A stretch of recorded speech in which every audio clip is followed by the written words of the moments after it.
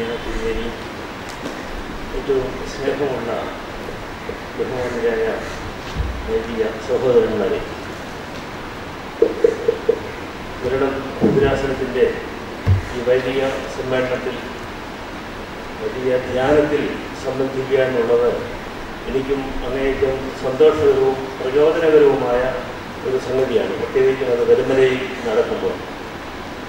കാരണം വളരെ സ്നേഹമുള്ള മുഖങ്ങളൊക്കെ എപ്പോഴും ഞാൻ കാണാറുണ്ട്.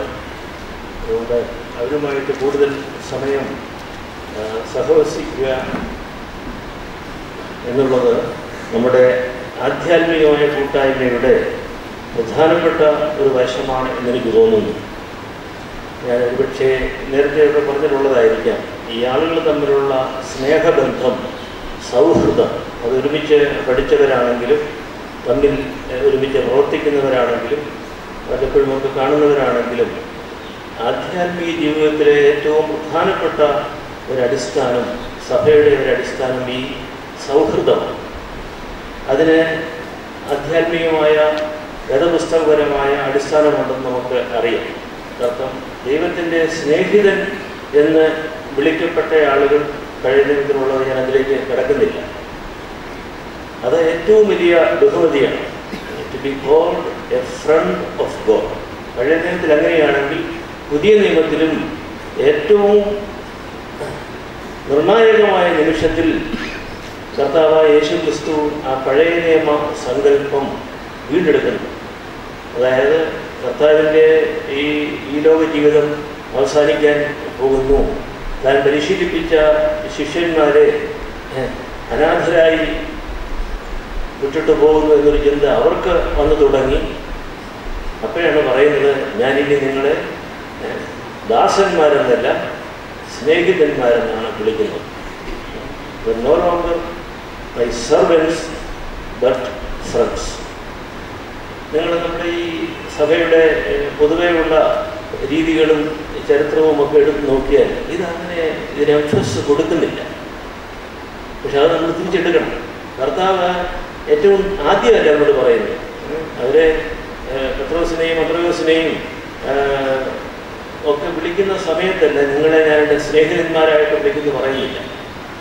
എൻ്റെ കൂടെ പോലെ ഞാൻ നിങ്ങളെ മനുഷ്യരെ പിടിക്കുന്നവരാക്കും എന്നൊക്കെ പറയുന്നുണ്ടെങ്കിലും towards the end of the ministry, towards the end of the training of the disciples, he tells them the key sentence: you are no longer servants but my friends.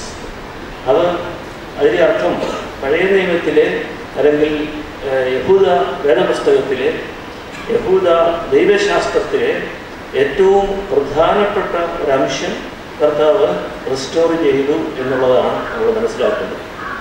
അതുകൊണ്ട് അത് നമ്മുടെ സഭയിലേക്ക് കൊണ്ടുവരണം. നമുക്ക് ഈ ഹയറാർക്കി സഭയിൽ മാത്രമല്ലല്ലോ, സമൂഹത്തിൽ ഗവൺമെൻറ് സർക്കിളിൽ ചെന്നാലും മറ്റ് രാഷ്ട്രീയ പാർട്ടികളിൽ ചെന്നാലും കോടതിയിൽ ചെന്നാലും ഒക്കെ നമ്മൾ കാണുന്നത് ഈ ഹയറാർക്കിയാണ്. അവിടെ സൗഹൃദമുണ്ട്, ഇല്ലെന്ന് ഞാൻ പറയുന്നില്ല. പക്ഷേ അതിന് വേണ്ടത്ര പ്രോമിനൻസ് കൊടുക്കുകയോ ഇതാണ് കാതലായിട്ടുള്ളത് എന്ന് ചിന്തിക്കുകയോ ചെയ്യുന്നില്ല. ഈ കോടതിയിൽ ഞാൻ അധികം പോയിട്ടില്ല. ഈ അടുത്ത കാലത്ത് ഹൈക്കോടതിയിൽ ഒരു പ്രസംഗത്തിന് വിളിച്ചു. ഈ അമർത്യ സെന്നിൻ്റെ ഐഡിയ ഓഫ് ജസ്റ്റിസിനെ കുറിച്ച് പറയാനായിട്ടാണ് ഞാൻ നിങ്ങളോട് പറഞ്ഞത്. അവിടെ ചെന്നപ്പോഴേ ഈ ഹയറാർക്കി എന്താണെന്നുള്ളത് എനിക്ക് ബോധ്യപ്പെട്ടു. നമ്മുടെ സഭയിലൊന്നും തിരുമേനിയോ കാണും നമ്മളോട് വലിയ സ്നേഹമായിട്ടും ഒക്കെ പെരുമാറുന്നു. ആ ഹയറാർക്കിയെ കുറിച്ച് നമുക്ക് അങ്ങനെ എനിക്കൊരു ബോധ്യം വരികയാണ്. അവിടെ ചെന്ന് വളരെ ഹയറാർക്കിയിലല്ല. അവിടെ ജഡ്ജിമാരാരാണ്, സീനിയർ വക്കീലന്മാരാരാണ്, ജൂനിയർ വക്കീലന്മാരാരാണെന്നുള്ളത് വളരെ വളരെ വ്യക്തമാണ്. നമ്മളെ കൊണ്ട് ഡൈനിങ് ഹാളിൽ ഇരുത്തുമ്പോഴും അത് വളരെ വ്യക്തമാണ്. ജൂനിയേഴ്സ് ആരാണ്, സീനിയർ വക്കീലന്മാരെല്ലാവരും. പക്ഷേ ആ ജൂനിയർ സീനിയർ ഡിസ്റ്റിങ്ഷൻ വളരെ വ്യത്യാസമാണ്. കച്ചമാർക്കട്ടിൽ അത്ര ഉണ്ട്, സെമിനാറിലൊക്കെ ഉണ്ട്. ഒരുപഴറിയാം സീനിയേഴ്സും ഫസ്റ്റ് ഇയേഴ്സിലൊക്കെയുള്ള ബന്ധങ്ങളൊക്കെ എങ്ങനെയാണെന്നുള്ളത്. പക്ഷേ അവിടെ ഒരു സെക്യുലർ കോർട്ടിൽ വളരെ ക്ലിയറാണ്. ഒരു ജഡ്ജിയെന്നിട്ട് അവരെ കോടതിയിലേക്ക് കൊണ്ടുപോകുന്നത് വലിയ ആഘോഷമായിട്ടാണ്. അത് നമ്മുടെ പ്രവാചകനെയോ ഒക്കെ വലിയ പെരുന്നാളിൽ ഇങ്ങനെ ആഘോഷമായിട്ട് കൊണ്ടുപോകുന്നതിനേക്കാളും ആഘോഷമായിട്ടാണ് കോടതിയിലേക്ക് കൊണ്ടുപോകുന്നത്. അപ്പം നമ്മൾ ഗസ്റ്റായിട്ട് ചെയ്യുന്ന നമുക്ക് കിട്ടും, അതിൻ്റെ ഒരു അംശം കിട്ടും, ആ ഒരു ബഹുമതിയുടെ അംശം കിട്ടും. നമുക്കൊരു മനപ്രയാസമാണ്. ഞാനിപ്പോഴും ഓർക്കുന്നുണ്ട്, ഈ ക്രീറ്റിലെ നമുക്കറിയാം ഗ്രീസിൻ്റെ ഭാഗമാണ് ക്രീറ്റ് എന്ന് പറയുന്ന ഒരു സെപ്പറേറ്റ് ഐലൻഡാണ്. അവിടെ ഒരു മെത്രാച്ചനുണ്ടായിരുന്നു, ഐറേനിയസ് എന്ന് അദ്ദേഹത്തിൻ്റെ പേര്. 1990കളുടെ ആരംഭത്തിലാണെന്ന് തോന്നുന്നു. അവിടെ ഒരു 2-3 ദിവസം അച്ഛന്മാർ ക്ലാസ് എടുക്കാനായിട്ട് എന്നെ അവിടെ വിളിച്ചു. അദ്ദേഹത്തിന് ഞാൻ നേരിട്ട് പരിചയമില്ലായിരുന്നു. വേൾഡ് കൗൺസിൽ ചർച്ചസിലെ വേറെ ചില ഗ്രീക്ക് ഓർത്തഡോക്സുകാരായ ആളുകളുടെ ഒരു നിർദ്ദേശം അനുസരിച്ചാണ് എന്നെ വിളിച്ചത്. അപ്പോൾ അവിടെ ചെന്നപ്പോൾ അദ്ദേഹം സംസാരിക്കുന്ന അധികം ഇംഗ്ലീഷൊക്കെ അത്യാവശ്യത്തിന് പറയും, പക്ഷേ അധികം സംസാരിക്കുകയില്ല. ഞാൻ വളരെ നേരത്തെ അദ്ദേഹം വൈകിട്ട് ഭക്ഷണം കഴിക്കും. അപ്പോൾ ഞാൻ നേരത്തെ ഉറങ്ങുന്നയാളാണ് എന്നതിന് അറിയാം. അതുകൊണ്ട് നേരത്തെ ഭക്ഷണമൊക്കെ വന്ന് കിടക്കും. രാത്രി ഏതെങ്കിലും സമയത്ത് ഞാൻ ഉണർന്ന് നല്ല നിലാവുള്ള സമയമാണ്. പിന്നെ ക്രീറ്റ് ഉപദ്വീപാണ്, ചുറ്റുപാടും കടലാണ്. അപ്പോൾ ഇതൊക്കെ നമുക്ക് പുതിയ സംഗതികളാണ്. അത് ഉണർന്ന് തുന്നലോട്ടോ ഒക്കെ ഇറങ്ങുമ്പോൾ നമ്മൾ ധാരാളം ആളുകളെ കാണാം. ചെറുപ്പക്കാരൊക്കെ അവിടെയൊക്കെ വന്നിട്ടുണ്ട്. രാത്രിയുടെ കലയാകുന്നതിലും ഈ മെത്രാച്ചനെ ഉറങ്ങുന്നത് ഞാൻ കണ്ടിട്ടില്ല. അദ്ദേഹത്തിൻ്റെ അടുത്ത് ഓരോ ഉപദേശം ചോദിക്കാനായിട്ട് വരുന്ന ഈ മെത്രാച്ചൻ അവരുടെ പലരുടെ സ്പിരിച്വൽ ഫാദറാണ്. സ്പിരിച്വൽ ഫാദർ നമ്മൾ സാധാരണ അർത്ഥത്തിൽ പറയുന്നതല്ല. അവിടെ സ്പിരിച്വൽ ഫാദർ എന്ന് പറയുന്നത് ഓരോരുത്തർക്കും ഒരു സ്പിരിച്വൽ ഫാദറോ സ്പിരിച്വൽ മദറോ ഉണ്ട്. അതാരാണെന്ന് അവർക്ക് മാത്രമേ അറിയാവുള്ളൂ. പുറമെ അധികം അഡ്വർടൈസ് ചെയ്യുകയില്ല. അവരാണ് നമ്മൾ കുമ്പസാര പിതാവ് എന്ന് പറയുന്നത്. കുമ്പസാര പിതാവ് കുമ്പസാരത്തിൻ്റെ സമയത്ത് മാത്രമായിരിക്കും. ഇതങ്ങനെയല്ല. ഇത് അവരുടെ ജീവിതത്തിൽ എപ്പോഴും ഒരു ആധ്യാത്മിക സ്പിരിച്വൽ ഫാദറിലാണ്. ഗ്രീക്കുകാരെ ഗെറോൺ എന്ന് പറഞ്ഞാൽ മൂപ്പൻ എന്നാണ്, എൽഡർ എന്ന അർത്ഥം. റഷ്യക്കാരെ സ്റ്റാററ്റ്സ് എന്ന് പറയും. അത് റഷ്യയിലും ഗ്രീസിലും ഈസ്റ്റേൺ ഓർത്തഡോക്സ് സഭയിൽ പൊതുവെ ഉള്ളൊരു സംഗതിയാണ്. അപ്പോൾ എനിക്കൊരു ആവശ്യം വരുമ്പോൾ ഞാൻ ആദ്യമേ പോകുന്നത് ഈ സ്പിരിച്വൽ ഫാദറിൻ്റെ അടുത്ത്. അദ്ദേഹത്തോടാണ് ഉപദേശം ചോദിക്കുന്നത്. ഇങ്ങനൊരു സംഗതിയുണ്ട്, ഞാൻ എന്താ ചെയ്യേണ്ടത്. അപ്പോൾ അത് എപ്പോഴും ഒന്നും ഒരു ഐഡിയൽ റിലേഷൻഷിപ്പ് ആയിരിക്കണമെന്നില്ല. അത് പേരിൽ മാത്രം സ്പിരിച്വൽ ഫാദറിലോട്ടുള്ളവരുണ്ട്, അല്ലാത്ത ബന്ധങ്ങളുണ്ട്. ഈ സ്പിരിച്വൽ സൺ അല്ലെങ്കിൽ സ്പിരിച്വൽ ഡോട്ടർ വരുമ്പം തന്നെ ഈ സ്പിരിച്വൽ ഫാദറിനെ അറിയാമെന്നാണ് പറയുന്നത്. എന്തിനാണ് ഇയാൾ വരുന്നത്, ഇയാളുടെ ഉള്ളിലെ ആവശ്യം എന്താണെന്ന് തിരിച്ചറിയും എന്നുള്ളൊരു ഹയർ ലെവലിൽ പറയുന്നുണ്ട്. അപ്പം എനിക്ക് ഈ തിരുമേനിയെ ഇങ്ങനെ ഒരു പ്രാവശ്യം കണ്ടപ്പോഴും അദ്ദേഹം എന്നോട് ഇത് കാര്യങ്ങൾ ആരുടെ കുറ്റം പറയുക. നമ്മൾ അദ്ദേഹത്തോട് പ്രൊവോക്ക് ചെയ്താലും ഒരു മനുഷ്യൻ്റെയും കുറ്റം അദ്ദേഹം പറഞ്ഞ് അവിടെ ഒരാഴ്ച താമസിച്ചിട്ട് കേട്ടില്ല. ഇദ്ദേഹം ഒരു ദിവസം എന്നോട് പറഞ്ഞു, ഇന്ന് ഈ ഐലൻഡിൽ പ്രൈം മിനിസ്റ്റർ വരുന്നത്, ഗ്രീക്ക് പ്രൈം മിനിസ്റ്റർ വരുന്നത്. അപ്പോൾ ആ ഗ്രീസിൻ്റെ ആ ഐലൻഡിലെ അവിടുത്തെ ബിഷപ്പ് അദ്ദേഹം. നിങ്ങൾക്കറിയാവുന്ന ഗ്രീക്കുകാർക്ക് അവരുടെ ഈ ഒഫീഷ്യൽ പൊസിഷനാണ്, ഗവൺമെൻറ് പൊസിഷനാണ് ബിഷപ്പ് എന്ന് പറയുന്നത്. ഗവൺമെൻറ് ശമ്പളം കൊടുക്കുന്നത്. അപ്പം ഗവൺമെൻറ്റിൻ്റെ ആളുകൾ വരുമ്പോൾ, പ്രൈം മിനിസ്റ്ററെ പോലെ ആളുകൾ വരുമ്പോൾ ഇവരവിടെ സന്നിഹിതരായിരിക്കണം. അതൊരു ലീഗൽ ഒബ്ലിഗേഷനാണ്. അപ്പോൾ അദ്ദേഹം പോകുന്ന വഴിക്ക് അവർക്ക് കൊടി വെക്കണം. കാരണം നാഷണൽ ഫ്ലാഗ് വെക്കണം. ഇത് ഗവൺമെൻറ് ശമ്പളം വാങ്ങുന്ന ഗവൺമെൻറ്റിൻ്റെ ഉദ്യോഗസ്ഥന്മാരെന്നുള്ളത് ടോപ്പ് ഉദ്യോഗസ്ഥന്മാരെന്നുള്ള നിലയ്ക്ക് ബിഷപ്സ് കൊടി വെക്കണം. അപ്പം ഇദ്ദേഹം പോകുന്ന വഴിക്ക് ഈ ആളുകളൊക്കെ സൈഡിൽ നിന്നുകൊണ്ട് ബിഷപ്പിൻ്റെ കാറാണെന്ന് അവർക്കറിയാം. ഈ കൊടിയുള്ളതുകൊണ്ട് ആളുകൾ ഇങ്ങനെ നോക്കുകയും ഒക്കെ ചെയ്യുമ്പോൾ ഇദ്ദേഹം ചുരുണ്ടുകൂടി നമ്മുടെ ധർമ്മവാസനെ ഇരിക്കുന്ന പോലെ പലപ്പോഴും ഈ ഒരു മൂലയ്ക്കോട്ട് ഒതുങ്ങിയിരിക്കും കാറിൻ്റെ. വലിയൊരു മനുഷ്യനല്ല, നമ്മുടെ ചെറിയ ആളാണ്. അപ്പോൾ ഒരു സമയത്ത് എന്നോട് പറഞ്ഞു, എനിക്കിത് ഇഷ്ടമുണ്ടായിട്ട് പോവുകയില്ല, ഇത് ഞങ്ങളുടെ സഭയുടെ നിയമമാണ്, ഇങ്ങനെ അവിടെ പോകണം പ്രധാനമന്ത്രി വരുമ്പോൾ. അപ്പോൾ ഒരു സാഹചര്യത്തിൽ ഒരു കാട്ടുപ്രദേശം, അവിടെ ഇടയ്ക്ക് ആളുടെ താമസം പ്രശ്നമൊന്നുമില്ല. അവിടെ ചെന്നപ്പം ഡ്രൈവർ വണ്ടി നിർത്തിയിട്ട് അയാൾ ഇറങ്ങിയ കുടിയെടുത്ത് മടക്കി കാറിൻ്റെ ചോദിച്ചു. അപ്പം എനിക്കിതൊരു അത്ഭുതം തോന്നി. കാരണം ഒന്നുമല്ലാത്തൊരു സ്ഥലത്ത് കൊണ്ട് കൊടി മടക്കി വെക്കുന്നത്. അപ്പം ഞാൻ തിരുമേനോട് ചോദിച്ചു, എന്നെ ചെയ്തതിന് അർത്ഥം എന്താ? നമ്മൾ എൻ്റെ ജൂറിസ്ഡിക്ഷൻ ഇവിടെ തീർന്നു. എൻ്റെ ഡയസിസിൽ പോകുമ്പോൾ കൊടി വെക്കണമെന്ന ഗവൺമെൻറ് നിയമമാണ്. ആ ഡയസിസ് ഇവിടെ തീർന്നു, ഞാൻ വേറൊരു ഡയസിലേക്ക് പ്രവേശിക്കുകയാണ് എന്ന് കൂടി അദ്ദേഹം മടക്കി വെച്ചു. ഈ ഒരാഴ്ച കഴിഞ്ഞപ്പോൾ എനിക്ക് എന്തെന്നില്ലാത്തൊരു ആദരവാണ് അദ്ദേഹത്തോട് തോന്നിയത്. വളരെ നിശബ്ദനായിട്ടിരിക്കുകയും ഒത്തിരി ചെറുപ്പക്കാർക്ക് ആത്മീയ പിതാവായിട്ട് വർത്തിക്കുകയും ഒക്കെ ചെയ്യുന്ന ഒരാളാണ്. അപ്പോൾ ഈ ഒരു ഹ്യൂമിലിറ്റി വാസ്തവത്തിൽ നമുക്ക് അദ്ദേഹം ഉപദേശം തന്നില്ലെങ്കിൽ പോലും അത് നമ്മുടെ ഹൃദയത്തെ സ്പർശിക്കുന്ന ഒന്നാണ്. നമ്മുടെ ഈ നോമ്പുകാലത്ത് ഈ അനുതാപത്തെക്കുറിച്ച് പറയുമ്പോൾ ഇതൊരു പ്രധാനപ്പെട്ട സംഗതിയാണ് എന്ന് പറഞ്ഞാൽ, ഞാനിപ്പം ബാഹ്യമായ ഫീലിനെ കുറിച്ചല്ല പറയുന്നത്. ഇന്ന് രാവിലെ ഞാൻ കണ്ട ഒരു കാഴ്ച നിങ്ങളുമായിട്ട് ഷെയർ ചെയ്യുകയാണ്. എങ്ങനെയാണ് ദൈവം നമുക്ക് ചില സന്ദേശങ്ങൾ നൽകുന്നത്. പ്രത്യേകിച്ച് നമ്മൾ വൈദികരായിരിക്കുമ്പോൾ നമ്മുടെ വിശുദ്ധ കുർബാനയിലെ പ്രധാനപ്പെട്ട ബോഡിലി പോസ്റ്റേഴ്സ് എന്ന് പറയുന്നത് നമുക്കറിയാം. ഒന്ന് ഇങ്ങനെ നിൽക്കുന്നതാണ് അല്ലേ, അനാഥറായുടെ സമയത്ത് ഇങ്ങനെ നിൽക്കും. പിന്നെ ഒന്നുള്ളത് തന്നെ അതൊരു വ്യക്തിപരമായിട്ടുള്ള ഫീലിംഗാണ്. നമ്മൾ ഈ ആസായും വീരാസായും ഉയർത്തുകയും ഇങ്ങനെ പടിഞ്ഞാറുകളിൽ ഇങ്ങനെ രണ്ടും ഉയർത്തിപ്പിടിച്ച് നിൽക്കുകയും ചെയ്യുന്നതും ഒരു പ്രധാനപ്പെട്ട ഒരു പോസ്റ്ററായിരുന്നു തോന്നിയിരുന്നത്. രാവിലെ ഒരു 6 മണി കഴിയുമ്പോഴേ ഒത്തിരി നേരത്തെ എഴുന്നേൽക്കുന്ന കൂട്ടത്തിലാണ്. ദിവസത്തിൽ പറഞ്ഞത് ഇരുട്ടുള്ളപ്പോൾ തന്നെ ഞാൻ രാവിലെ ഇറങ്ങി എൻ്റെ ചെടിയൊക്കെ നോക്കാറുണ്ട്. ചെറിയ പയറും വെണ്ടയും മറ്റേ പുതിയ പൂക്കളുണ്ടാകുന്നതൊക്കെ നോക്കാറുണ്ട്. അപ്പോൾ ഇനി എന്നപ്പോൾ കണ്ടൊരു കാഴ്ച, ഞാൻ 2-3 ആഴ്ച മുമ്പ് നാഗ്പൂരിൽ പോയ കാര്യം പറഞ്ഞു. അപ്പോൾ അവിടെ ഭണ്ഡാര എന്ന് പറയുന്ന സ്ഥലത്ത് ഇവർ പോയിട്ടുള്ളതാണ്. കുർബാനയെല്ലാം പോയി. അവിടെ മാത്യൂസ് എന്ന് പറഞ്ഞ ഒരാളുണ്ട്. നമ്മുടെ കേട്ടായിട്ട് സ്റ്റെഫാനോ സിനിമയിലുള്ള വലിയൊരു ആരാധകനും നാഗ്പൂർ സെമിനാരിയൊക്കെ ഒത്തിരി സഹായിക്കുന്ന വളരെ ആത്മീയ ജീവിതമുള്ളൊരു ഒരാളാണ്. അദ്ദേഹത്തിൻ്റെ സഹോദരനുണ്ട്. അവിടെ ചെന്നപ്പോൾ അദ്ദേഹത്തിൻ്റെ കൃഷിസ്ഥലത്ത് തന്നെ കൊണ്ടുപോയി. അവിടെ ചെന്നപ്പോൾ ഇത്രയും നീളമുള്ള ഈ വാളവരപ്പയർ അവിടെ ഉണ്ടായിട്ടുണ്ട്. അപ്പോൾ അത് കണ്ടപ്പോൾ എനിക്ക് വലിയൊരു സന്തോഷം തോന്നി. ഞാൻ ചോദിച്ചിട്ട് അദ്ദേഹം 5-6 പൊതിഞ്ഞ് കെട്ടി ഉണങ്ങിയതാണ് എനിക്ക് തന്നു. നാട്ടിൽ കൊണ്ട് കുഴിച്ചിടാമെന്ന് പറഞ്ഞു.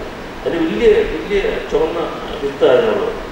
ഞാൻ കഴിഞ്ഞ ദിവസം ഒരെണ്ണം പൊട്ടിച്ച് 2-3 ചെടിക്കകത്തൊക്കെ ഇങ്ങനെ കുഴിച്ചിട്ട് വലിയ ചുവന്ന വിത്താണ്.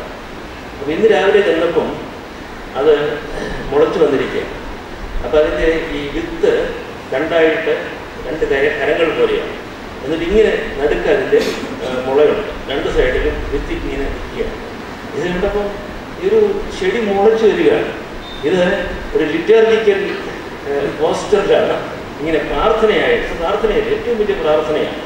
അതായത് ദൈവത്തിൻ്റെ കൃപ നമ്മൾ സ്വീകരിക്കുന്നതിനുള്ള ഒരു തുറന്ന മനസ്സോടും ഹൃദയത്തോടും ശരീരത്തോടും കൂടി നമ്മൾ ദൈവസന്നിധിയിൽ കരുണയ്ക്ക് വേണ്ടി കൈ ഉയർത്തുക. ഇതൊരു സ്തുതിയാണ്, സ്തോത്രമാണ്, ഇതൊരു സ്വീകരണമാണ്, നന്ദി അർപ്പണമാണ്. ഇതെല്ലാം കൂടിയായിരിക്കും.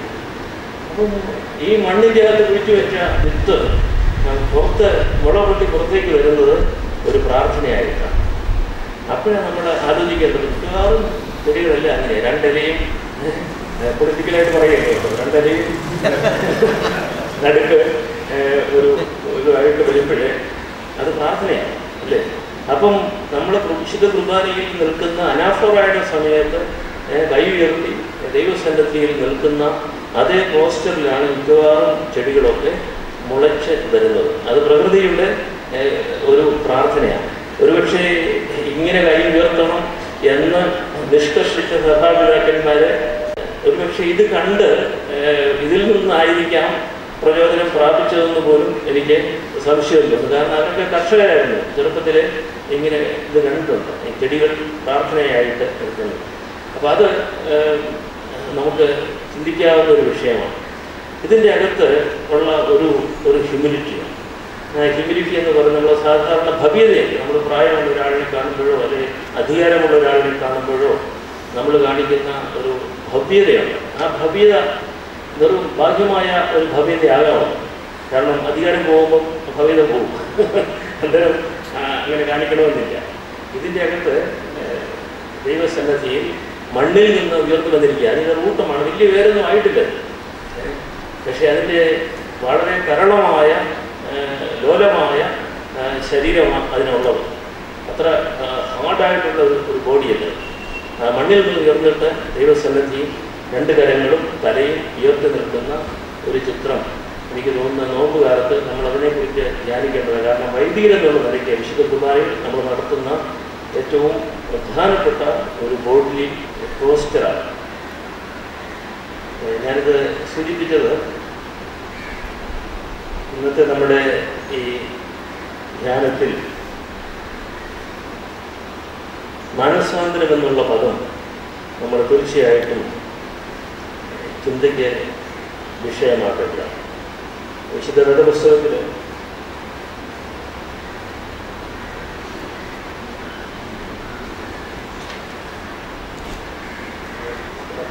സുവിശേഷത്തിൽ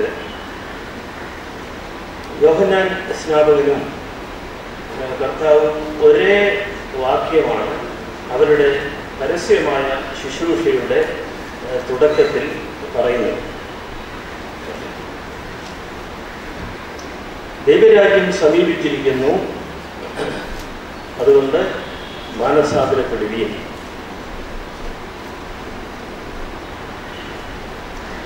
വിശുദ്ധ മത്തായിയുടെ സുവിശേഷം 3-ാം അധ്യായം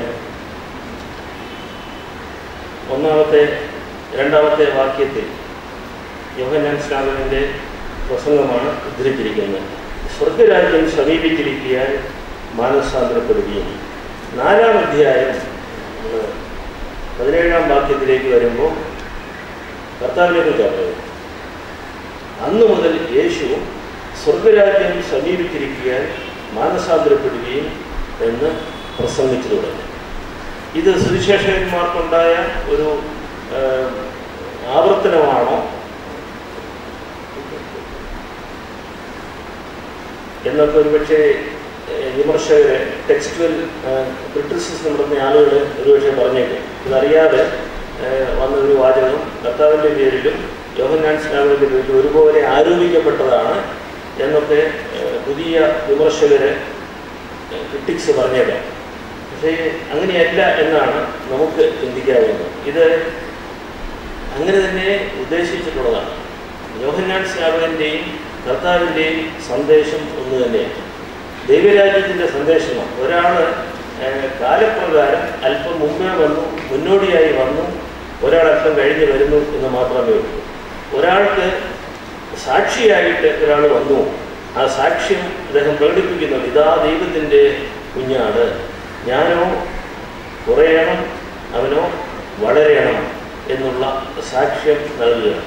ഈ സാക്ഷ്യം പലപ്പോഴും ലോകത്തിൽ കാണുന്ന ഒരു സംഗതിയാണ്. നമ്മളിപ്പോൾ ഒരാളിനെ, നമ്മുടെ ഒരു വിദ്യാർത്ഥിയെ ഒരിടത്ത് അയക്കുമ്പോഴേ പരിചയമില്ലാത്തൊരു ഗുരുവിനെ കാണാനോ അല്ല ഒരു വലിയ ഒരാളിൻ്റെ അടുത്ത് നമ്മൾ എഴുത്ത് കൊടുത്തയക്കും, അല്ലെ ഫോണിൽ വിളിച്ചു പറയും, ഈ വരുന്ന ആൾ എനിക്ക് വേണ്ടപ്പെട്ട ആളാണ്, ഇന്ന കാര്യത്തിന് വേണ്ടി വരികയാണ് എന്ന് പറയും. ആ ഒരു ഇൻട്രൊഡക്ഷൻ ഉണ്ടെങ്കിൽ വളരെ വളരെ വ്യത്യാസം വരും. ഒരാൾ വെറുതെ പോയി വാതിൽ മുട്ടിയിട്ട് ഞാൻ ഇന്നടത്ത് വരികയാണ് എന്ന് സ്വയം സാക്ഷ്യപ്പെടുത്തുന്ന രീതിയേക്കാളും പ്രധാനപ്പെട്ട ഒന്നാണ്, പ്രയോജനമുള്ള ഒന്നാണ് നമ്മൾ വേറൊരാൾക്ക് വേണ്ടി സാക്ഷ്യം പറയുക എന്നുള്ളത്.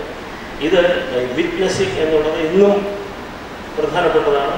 സുവിശേഷത്തിൻ്റെ കാലത്ത് അത് പ്രധാനപ്പെട്ടതായിരുന്നു. ക്രിസ്തീയ പാരമ്പര്യത്തിൽ എപ്പോഴും ഈ വിറ്റ്നസ് എന്നുള്ളത് അതിൻ്റെ ഏറ്റവും ഉന്നതമായ അർത്ഥത്തിൽ മാർട്ടീറിയ വിറ്റ്നസ് എന്ന് പറയുന്നത്. അത് രക്തം കൊണ്ടുള്ള വിറ്റ്നസ് വരെയുണ്ട്. വാക്കുകൊണ്ടുള്ള വിറ്റ്നസ്, നമ്മുടെ മനസ്സുകൊണ്ടുള്ള വിറ്റ്നസ്, അവസാനം രക്തം കൊണ്ടുള്ള വിറ്റ്നസ്, മാർട്ടീറിയ എന്ന് പറയുന്ന രക്തസാക്ഷിത്വം വരെ അത് വരുന്നുണ്ട്. അപ്പം ഇവിടെ ഇത് യോഹന്നാൻ സ്നാപകൻ്റെ ഒരു യഥാർത്ഥത്തിലുള്ള ഹ്യൂമിലിറ്റിയാണ്. അതായത് എന്നെ അല്ല ലോകത്തിൻ്റെ മെശിഹായിട്ട് അയച്ചിരിക്കുന്നത്, മെശിഹ വരുമ്പോൾ ഞാൻ സ്വയം ഇല്ലാതെയാകണം എന്നുള്ളതാണ്. ഇത് ദൈവത്തിൻ്റെ ഹ്യൂമിലിറ്റിയാണ്. ദൈവത്തിൻ്റെ ഹ്യൂമിലിറ്റി പിന്നെ നമ്മൾ കാണുന്നത് കർത്താവിൻ്റെ ജീവിതത്തിൽ മുഴുവൻ കാണുന്നു. അതിന് വേദശാസ്ത്രപരമായിട്ട് ഒരു വ്യാഖ്യാനം കൊടുത്തിരിക്കുന്നത് പൗലോസ് അപ്പോസ്തലനാണ്. പൗലോസ് അപ്പോസ്തലൻ കെനോസിസ്, സെൽഫ് എംപ്റ്റിയിങ്, ദൈവം സ്വയം വെറുമയാക്കി എന്നുള്ള ആശയത്തിലൂടെയാണ് ദൈവത്തിൻ്റെ ഹ്യൂമിലിറ്റിയെ പറ്റി പറയുന്നത്. ഇപ്പോഴും ഇവിടെ ഓർത്തഡോക്സ് ക്രിസ്ത്യൻ തിയോളജിയുടെ അടിസ്ഥാനം അതാണ് എന്ന് നമ്മൾ എടുത്ത് പറയാറില്ല. ആദ്യം സൂചിപ്പിച്ചതുപോലെ ഈ ദൈവത്തിൻ്റെ സ്നേഹിതന്മാരായി തീരുക, ഫ്രണ്ട്ഷിപ്പ് തുടർന്നുള്ള വളരെ പ്രൊഫൗണ്ടായിട്ടുള്ള തിയോളജിക്കൽ തീമിനെ നമ്മൾ സാധാരണ സൈഡ് ലൈൻ ചെയ്യുന്നത് പോലെ, പാർശ്വവൽക്കരിക്കുന്നത് പോലെയാണ് ഈ ദൈവത്തിൻ്റെ ഈ വെറുമയാക്ക്, self emptying of God in the incarnation of Christ എന്ന് പറയുന്നത്. ഇതൊക്കെ എങ്ങനെയാണ് നഷ്ടപ്പെടുന്നത് എനിക്ക് അറിഞ്ഞുകൂടാ. ഇതൊക്കെയാണ് വാസ്തവത്തിൽ കൂടുതൽ നമ്മൾ ജ്ഞാനത്തിന് വിധേയമാക്കുക. അപ്പം ഈ ഹ്യൂമിലിറ്റി എന്ന് പറയുന്നത് ഒരു മോറൽ ക്വാളിറ്റി അല്ല ദൈവത്തെ സംബന്ധിച്ച്. മോറൽ ഞാൻ പറയുന്നത് നിങ്ങൾക്ക് അറിയാം. അതായത് ഇപ്പം എന്നെക്കാൾ പ്രായമുള്ള ഒരാൾ വരുമ്പോൾ ഞാനൊന്ന് എഴുന്നേറ്റ് നിൽക്കുന്നു, അല്ലെങ്കിൽ അധികാരമുള്ള സ്ഥാനമുള്ള ഒരാൾ വരുമ്പോൾ ഞാൻ അഭ്യതയോടെ സംസാരിക്കുന്നു, അദ്ദേഹം ദേഷ്യപ്പെട്ടാലും ഞാൻ അങ്ങോട്ട് ദേഷ്യപ്പെടാതെ സംസാരിക്കുന്നു. ഇതൊക്കെയാണ് നമ്മളെ, അല്ലെങ്കിൽ സാധാരണ പറഞ്ഞാൽ മുണ്ട് മടക്കി കൊണ്ടുപോകുന്നയാൾ അധ്യാപകനെ കാണുമ്പോൾ മുണ്ട് മറിച്ച് താഴെയിടും. ഇതൊക്കെയുള്ള ഇത് ഹ്യൂമിലിറ്റിയാണ് തീർച്ചയായിട്ടും ആവശ്യം. അതിന് മോറൽ ലെവൽ, സൈക്കോളജിക്കൽ മോറൽ ലെവലിലുള്ള ഒരു ഹ്യൂമിലിറ്റിയാണ്. ഇത് ഞാനിപ്പം നിങ്ങളെ ചിരിപ്പിക്കാൻ വേണ്ടി പറയുകയാണ്, ഉണ്ടായ ഒരു അനുഭവമാണ്. ഞങ്ങൾ ഇടുക്കിയിലെ നമ്മുടെ ഒരു അച്ഛനവിടെ സെർവ് ചെയ്യുന്ന സമയത്ത് അച്ഛനെന്നെ പിന്നെ പള്ളിയിൽ ചെല്ലുന്നത് അവിടെ ഒരു സ്ഥലത്ത് കൊണ്ടുപോയി. ഒരു വനപ്രദേശമാണ്, വലിയ പാറയുടെ മുകളിൽ കയറുന്നാൽ നിങ്ങൾ പടിഞ്ഞാറ് ആലപ്പുഴ വരെ കാണാമെന്ന് പറഞ്ഞാണ് കൊണ്ടുപോയത്.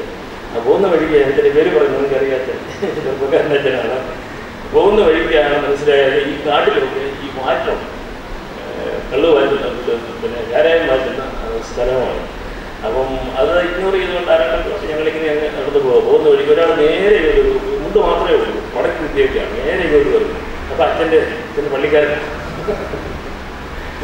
ഇയാൾ ഈ കാട്ടിൽ നിന്ന് ഇറങ്ങി വരുന്ന പുള്ളിയാണ്. അപ്പം ഞങ്ങൾ രണ്ടച്ഛന്മാരെ കണ്ടുകൊണ്ട് പുള്ളി മടക്കിക്കുത്താണ് അരിച്ചിട്ടത്. പക്ഷേ പിന്നീട് അപ്പോഴത്തെ അവസ്ഥയിൽ അത് മുഴുവനും കൂടിയാണ് അഴിച്ചു കിടന്നത്. അപ്പം ഇതൊരു ഹ്യൂമിലിറ്റി അല്ലെന്ന് ഞാൻ പറയുന്നില്ല, അത് ബഹുമാനമാണ്, അച്ഛന്മാരോട് കാണിക്കുന്ന ഒരു ബഹുമാനവും ആദരവുമൊക്കെയാണ് ഇവിടെ പറയുന്നത്. അങ്ങനെയല്ല, ഇവിടെ ഈ ദൈവത്തിൻ്റെ ഹ്യൂമിലിറ്റിയെ കുറിച്ച് പറയുന്നത് നമ്മൾ മുണ്ട് അഴിച്ചിടുന്നതോ അല്ലെങ്കിൽ ശരീരം കൊണ്ട് വണങ്ങുന്നതോ ഒന്നുമല്ല. ദൈവം സ്വയം ഇല്ലാതെയായി എന്ന് പറഞ്ഞാൽ നമുക്ക് മനസ്സിലാകുന്നതിനേക്കാൾ കൂടുതൽ ബുദ്ധമതക്കാർക്ക് മനസ്സിലാകും. കാരണം ബുദ്ധൻ്റെ ടീച്ചിങ്ങിൽ ഈ സെൽഫ് എംപ്റ്റിനെസ്, ശൂന്യത എന്നുള്ള തത്വം വളരെയധികം വന്നിട്ടുണ്ടെന്ന് നിങ്ങൾക്ക് അറിയാം. അത് ബുദ്ധൻ അത് അങ്ങനെ പറഞ്ഞിട്ടില്ലെങ്കിലും പിൽക്കാലത്ത് വന്ന പൗലോസ് അപ്പോസ്തലനെ പോലെ ബുദ്ധമതത്തിലെ പിൽക്കാല വ്യാഖ്യാതാക്കൾ അത് എടുത്തു പറഞ്ഞത്. കർത്താവ് ഒരിക്കലും കെനോസിസ് എന്നുള്ള വാക്ക് ഉപയോഗിച്ചിട്ടില്ല. പൗലോസ് അപ്പോസ്തലൻ അത് ഉപയോഗിക്കുകയും കർത്താവിൻ്റെ മനുഷ്യാവതാരത്തിൻ്റെ രഹസ്യത്തെ വ്യാഖ്യാനിക്കാനായിട്ട് ഇത് ഉപയോഗിക്കുകയും ചെയ്തു. അപ്പം ബുദ്ധമതക്കാർക്ക് മനസ്സിലാകുമെന്ന് പറഞ്ഞത് യാഥാർത്ഥ്യത്തിൻ്റെ ഉള്ളിൽ ഈ ഒരു ശൂന്യത. എനിക്ക് തോന്നുന്നത് നമ്മുടെ മുളയുണ്ടല്ലോ, നമ്മുടെ മഞ്ഞമുള, പച്ചമുളയുണ്ട്, അത് ഇന്ത്യയിൽ അതിന് അത്രയും വലിയ ബഹുമാനം നമ്മൾ കൊടുക്കുന്നില്ല. അതൊരു അത്യാവശ്യത്തിന് നമ്മളെ ഉപകരണമാക്കുന്ന ഒരു സാധനമാണ്. പക്ഷേ ചൈനക്കാർക്കും ജപ്പാൻകാർക്കും ഒക്കെ ഈ മുള വളരെ പ്രധാനപ്പെട്ടതാണ്. അതിനൊരു ബുദ്ധമത പശ്ചാത്തലം ഉണ്ടെന്നാണ് എനിക്ക് തോന്നുന്നത്. കാരണം ഇതിൻ്റെ അകം ശൂന്യമാണ് അല്ലേ, മുളയുടെ. അതേസമയം തന്നെ വളരെ ബലമുള്ള ഒരു സാധനമാണ്. അത് വെച്ചാൽ നമ്മൾ കെട്ടിടങ്ങളൊക്കെ എത്ര വിലയാണെങ്കിലും കെട്ടിപ്പോകാം. വെച്ചുകെട്ടിനെ നമുക്കത് ഉപയോഗിക്കാം, പന്തലിടാനായിട്ട് ഉപയോഗിക്കാം, സ്റ്റേജ് ഉണ്ടാക്കാനായിട്ട് മുള ഉപയോഗിക്കാം. അതൊരിക്കലും ഒടിഞ്ഞു പോവുകയില്ല. അതേസമയം തന്നെ അതിന് ഫ്ലെക്സിബിലിറ്റിയാണ്. അത് അങ്ങോട്ടും ഇങ്ങോട്ടും ഫ്ലെക്സിബിളാണ്. അതുകൊണ്ട് ഈ മുളയ്ക്ക് നമ്മളതിൻ്റെ കൂടുതൽ ഡീറ്റെയിൽസിലേക്ക് ചെല്ലുമ്പം അത്ഭുതകരമായ ഒരു ചെടിയാണ് മുള. ഗ്രാസ, അതിനെ പുല്ലാണ്, പുല്ലിൻ്റെ വർഗ്ഗമാണ്. അപ്പം ഈ ഒരു ചിന്ത അവർക്കുണ്ട്. Within the heart of reality there is N emptiness, there is ശൂന്യത. ആ ശൂന്യത വെറും നെഗറ്റീവായിട്ടുള്ള ശൂന്യതയല്ല, അത് നമ്മുടെ എല്ലാ നന്മയുടെയും എല്ലാ പുതിയ ചിന്തയുടെയും ഉറവിടമായിട്ട് വരുന്ന ഒരു ശൂന്യതയാണ്. നമ്മളത് വെച്ചുകൊണ്ട് ഉൽപ്പത്തി പുസ്തകം വായിക്കുമ്പോൾ അവിടെ നിന്ന് പറയുമ്പോൾ ആദിയിൽ ആകാശവും ഭൂമി ദൈവസൃഷ്ടികളൊക്കെ പറഞ്ഞിട്ട് ആഴത്തിന്മേൽ ഇരുട്ടുണ്ടായിരുന്നാണ് പറയുന്നത്. ഈ ആഴമെന്ന് പറയുന്നത് ഒരു ശൂന്യതയാണ്, ഇരുട്ടെന്ന് പറയുന്നത് ഒരു ശൂന്യതയാണ്. ആഴത്തിന്മേൽ ഇരുട്ടുണ്ടായിരുന്നു എന്ന് പറഞ്ഞാണ് ആദ്യത്തെ സൃഷ്ടിയെപ്പറ്റിയുള്ള ആദ്യത്തെ കന്യാൻ അവസാനിക്കുന്നത്. പിന്നെയാണ് പരിശുദ്ധാത്മാവ് അതിന്മേൽ വ്യാപരിക്കുന്നു എന്നൊക്കെ പറയുന്നു. അപ്പോൾ ഈ ഒരു ഡെപ്ത് ഡയമെൻഷൻ, സൃഷ്ടിയുടെ ഉള്ളിലുള്ള ഈ ഒരു ശൂന്യതാഭാവം ദൈവം സ്വയം സ്വീകരിച്ചു എന്നാണ് പൗലോസ് അപ്പോസ്തലൻ പറയുന്നത്.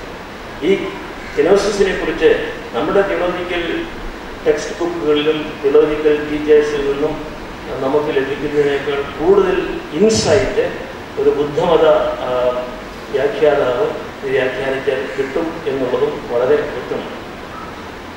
അപ്പോൾ ഇവിടെ ഈ ദൈവത്തിൻ്റെ ഈ ഹ്യൂമിലിറ്റി എന്ന് പറയുന്നത് നിരന്തരമായിട്ടുള്ള ഒരു പ്രത്യേക കാര്യത്തിന് വേണ്ടി ആഡ്ഹോക്കായിട്ട് വരുന്ന ഒരു ഹ്യൂമിലിറ്റി അല്ല. നിരന്തരമായ നിത്യമായ സ്വഭാവമാണെന്ന് ഈ മസാവോ ആബെ എന്ന് പറയുന്ന ഒരു ജാപ്പനീസ് വ്യാഖ്യാതാവാണ്. ബുദ്ധമതക്കാരനാണ് അദ്ദേഹം. പക്ഷേ അദ്ദേഹം ക്രിസ്തുമത തത്വങ്ങളൊക്കെ നന്നായിട്ട് പഠിച്ചിട്ടുള്ളയാളാണ്. അദ്ദേഹം പറഞ്ഞത് ഞാനിപ്പോഴേ ഓർക്കുകയാണ്. ഈ self emptying is the eternal nature character of God. നമ്മളത് മനസ്സിലാക്കുന്നത് മനുഷ്യാവതാരത്തിന് വേണ്ടി ദൈവം സ്വയം വെറുമയാക്കി എന്നാണ് പറയുന്നത്, അല്ലേ? അല്ലെങ്കിൽ ആകാശവും ഭൂമിയും നിറഞ്ഞിരിക്കുന്നവനാണ് ഉണ്മയെക്കുറിച്ച് മാത്രം നമ്മൾ പറയുന്നത്. പക്ഷേ ഈ മനുഷ്യാവതാരം എന്ന് പറയുന്നത് നിത്യമായിട്ട് സംഭവിക്കുന്ന ഒന്നായിട്ടാണ് നമ്മുടെ പിതാക്കന്മാർ പറയുന്നത്. എപ്പോഴും സംഭവിക്കുന്ന മനുഷ്യാവതാരം, അല്ലാതെ ഒരിക്കൽ ചരിത്രത്തിൽ സംഭവിച്ചാണ് നമ്മൾ പറയുന്നുണ്ട്. പക്ഷേ it is eternally happening. God is incarnating eternally. അതിൻ്റെ കോൺസിക്വൻസ് കൊണ്ടാണ് അവരെ പറയുന്നത്.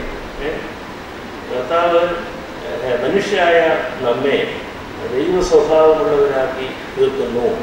അപ്പോൾ മനുഷ്യത്വമെടുത്ത കർത്താവ് പിതാവായ ദൈവത്തിൻ്റെ വലത്തുഭാഗത്തിരിക്കുന്നു, ത്രിത്വത്തിൽ ഒരുവനായിരിക്കുകയും ചെയ്യുന്നു. അപ്പോൾ ത്രിത്വത്തിന് ഒരു ത്രിത്വത്തിന് അഡീഷണൽ സബ്ട്രാക്ഷനോ പാടില്ല എന്ന് നമ്മൾ പറയും. പക്ഷേ മനുഷ്യാവതാരത്തിൻ്റെ ഫലമായിട്ട് ത്രിത്വത്തിൽ ഒരു അഡീഷൻ ഉണ്ടായി മനുഷ്യത്വത്തെ ദൈവത്തിൻ്റെ സ്വഭാവത്തിൽ നിത്യമായി കൂട്ടിച്ചേർത്തിരിക്കുന്നു എന്നൊക്കെ വ്യാഖ്യാനം പറയുന്നു. ഞാനിത് സൂചിപ്പിച്ചത് ദൈവത്തിൻ്റെ സ്വഭാവത്തിലുള്ള നിത്യമായ ഒരു താഴ്മ. ആ താഴ്മയാണ് നമ്മൾ പിന്നീട് വേറെ ചില ആളുകളിൽ കാണുന്നത്. കന്യാമറിയാമിൽ ഉള്ള താഴ്മയെക്കുറിച്ച് പറയുന്നതും കർത്താവിൻ്റെ ദാസി എന്ന് പറയുന്ന ഒരു മോറൽ സൈക്കോളജിക്കൽ സബ്മിഷൻ മാത്രമല്ല. അങ്ങനെയാണ് നടക്കുക. കാരണം ഞാനിപ്പോൾ ഒരാളുടെ അടുത്ത് ബഹുമാനം കാണിച്ചു, ഭവ്യത കാണിച്ചു, കുറച്ച് കഴിയുമ്പോൾ എൻ്റെ മട്ടുമാറും. ഈ ഞാൻ ബഹുമാനിച്ച ആളിനെ കുറിച്ച് ആരെങ്കിലും വളരെ മോശമായിട്ട് പറയുകയാണ്, ഇങ്ങനെയാണ് ഇപ്പം തന്നെ കണ്ടില്ലേ ഇവിടുത്തെ പുതിയ പുസ്തകം ഇറങ്ങിയപ്പോഴത്തേക്ക് നമ്മുടെ വളരെ എല്ലാവരുടെയും ആരാധന പൂർത്തിയായ അമ്മയെക്കുറിച്ചുള്ള സങ്കല്പങ്ങളെല്ലാം പെട്ടെന്ന് മാറുകയാണ്. ഇന്നലെ DC ഫിക്സിൻ്റെ താമസിക്കുന്ന രവി DC കൊല്ലമ്പക്കറ്റിനൊക്കെ താമസിക്കുന്ന വീട്ടിൽ അവർ വല്ലതും കുറേ ആളുകൾ ആരാധന നമുക്ക് അറിയാൻ പാടില്ല വല്ലതും. കാരണം വിമർശനാത്മകമായ പുസ്തകം ഒരു മദാമ്മ എഴുതുന്നതിന് ഇവിടെ തർജ്ജമ ചെയ്യുകയോ പബ്ലിഷ് ചെയ്യുന്നത് മാത്രമാണ്. അപ്പോൾ അത് വലിയ അപ്പോൾ അവിടെ എവിടെയാക്കുന്നത് ഒരാൾ ആരാധിക്കുന്ന കുറേ കഴിയുമ്പോൾ ആരാധന പോകുന്നു. അവിടെ അതൊരു മോറൽ സൈക്കോളജിക്കൽ ക്വാളിറ്റി എന്ന് പറയുന്നത്.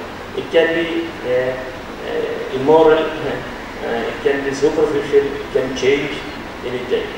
ഇവിടെയുള്ള ഒരു കന്യാമറിയാമിൻ്റെ ആ താഴ്മ തീർന്നില്ല.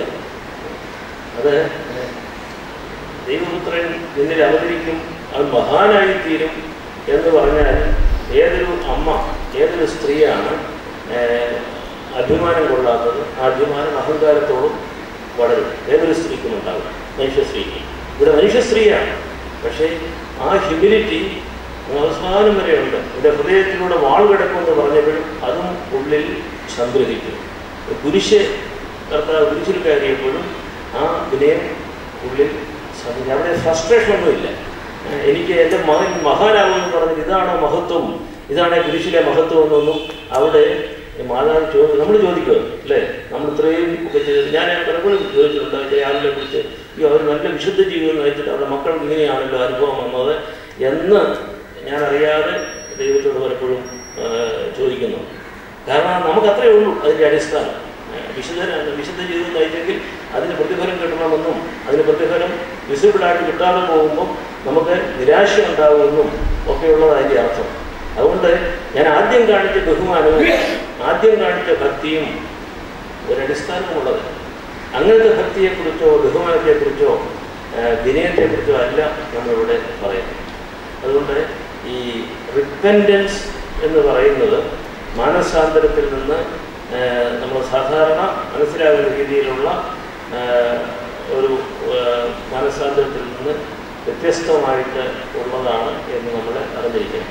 നിങ്ങൾ അനുദപിക്കുക, repent because the kingdom of God is near എന്നാണ് ഇംഗ്ലീഷിൽ നമ്മൾ വായിക്കുന്നത്.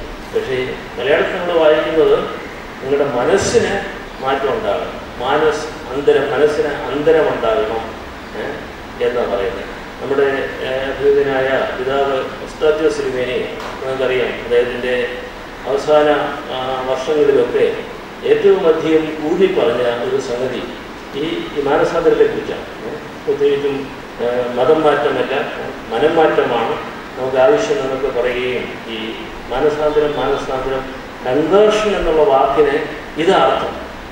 നമ്മൾ സാധാരണ ഇന്ത്യയിൽ ഇപ്പോൾ ഇംഗ്ലീഷിൽ കൺവേർഷൻ എന്ന് പറഞ്ഞാൽ ഉടനെ ഹിന്ദു മതത്തിൽ നിന്നോ അല്ലെങ്കിൽ ഇസ്ലാമിൽ നിന്നോ ക്രിസ്ത്യാനിയാകും, അല്ലെങ്കിൽ ക്രിസ്ത്യാനികൾ ഇസ്ലാം ആകും മുസ്ലിം ആകുകയൊക്കെ ചെയ്യുന്ന. അപ്പോൾ അതിനപ്പുറത്തേക്കാണ് അത് തിരുമേനിക്ക് മനസ്സിലായതുകൊണ്ടാണ് തിരുമേനി ആ കൺവേർഷൻ അല്ല ഈ പറയുന്നത്, മനം മാറ്റത്തെക്കുറിച്ചാണ്, മതമാറ്റത്തെക്കുറിച്ചല്ല എപ്പോഴും പറഞ്ഞുകൊണ്ട്. അപ്പോൾ ഇവിടെയുള്ള ഈ റിപ്പൻറ്റൻസ് എന്ന് പറയുന്നത് യഥാർത്ഥത്തിലുള്ള മനസ്സിൻ്റെ അന്തരമാണ്.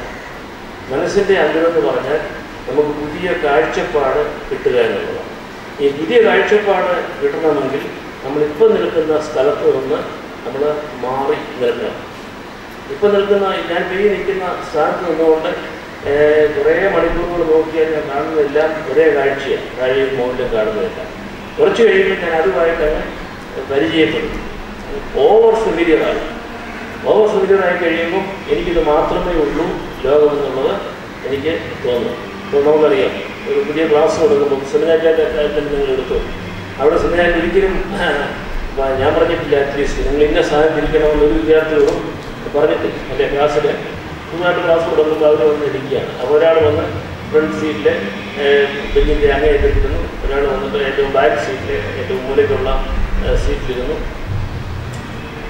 ഇതൊരു 1-2 ദിവസം അല്പം മാറ്റങ്ങളൊക്കെ വരാമായിരിക്കും അല്ലേ. പക്ഷെ 3-ാം ദിവസം ആകുമ്പോഴത്തേക്ക് അതൊക്കെ വരും അല്ലേ. ഓരോരുത്തരും എങ്ങനെയാണെന്നറിയാൻ പാടില്ല, ഓരോരുത്തരും ഒരു സീറ്റ് അവർക്ക് വേണ്ടി കണ്ടുപിടിക്കും. വേറെ ആരും ആ സീറ്റ് എടുക്കുകയില്ല, അത് അവരുടെ സീറ്റാണ്. അതിൻ്റെ നന്മയുണ്ട്.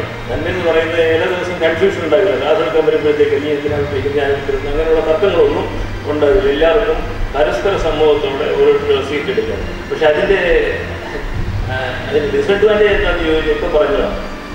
ഒരിടത്ത് മാത്രം ഇരുന്നാണ് എല്ലാ കാര്യങ്ങളും കാണുന്നത് അല്ലേ. ആ പെർസ്പെക്റ്റീവ്, നമ്മുടെ കാഴ്ചപ്പാട് മാറുന്നില്ല.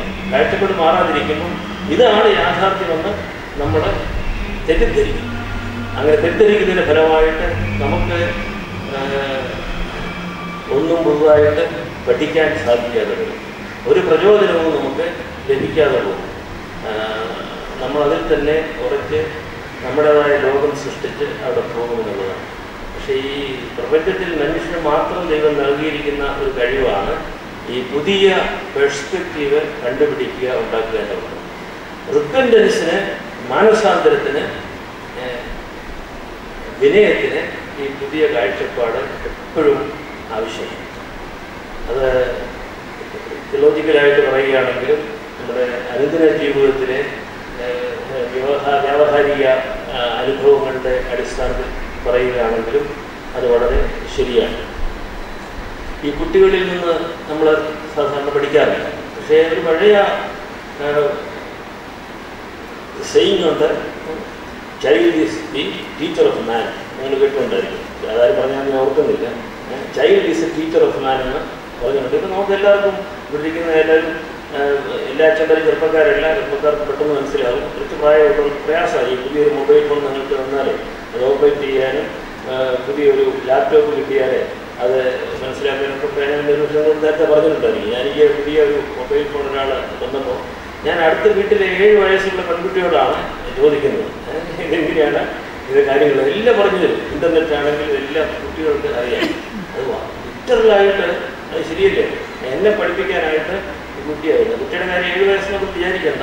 ഇപ്പോഴും നമുക്കൊരു കാര്യം ഇതിനെ സംബന്ധിച്ച് അതിന് നമ്മുടെ മക്കളുടെ പ്രായമുള്ള ചെറുപ്പക്കാരോടാണ് പലപ്പോഴും നമുക്ക് ചോദിക്കേണ്ടി വരുന്നത്. അപ്പം നമുക്കറിയാൻ പാടില്ലാത്ത ഒരു കാഴ്ചപ്പാടും ഒരു വിജ്ഞാനവും അവർക്ക് ലഭിച്ചിട്ടുണ്ട്.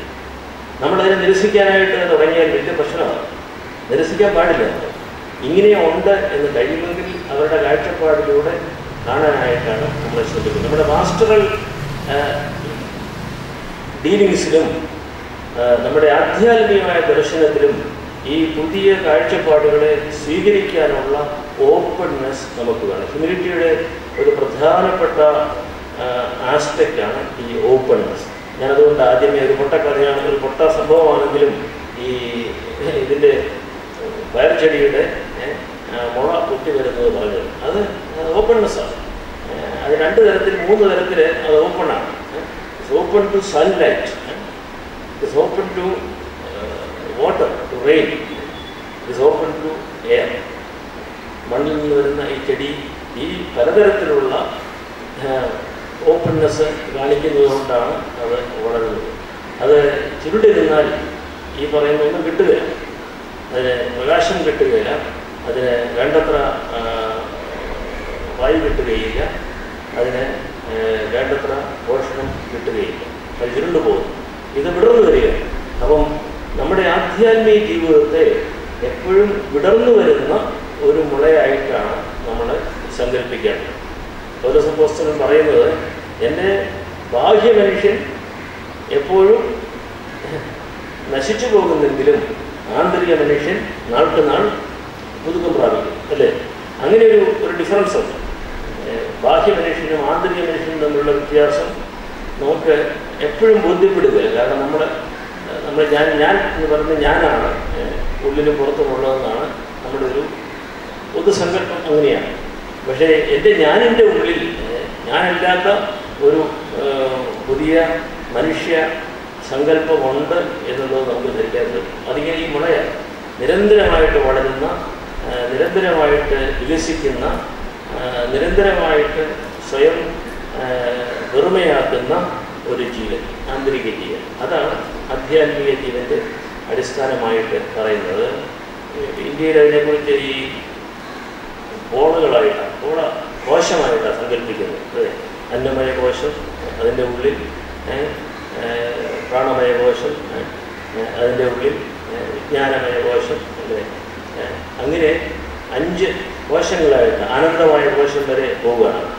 ഈ പുറമേയുള്ളതൊക്കെ പോളയാണ്, ബാഹ്യമായിട്ടുള്ളതാണ്.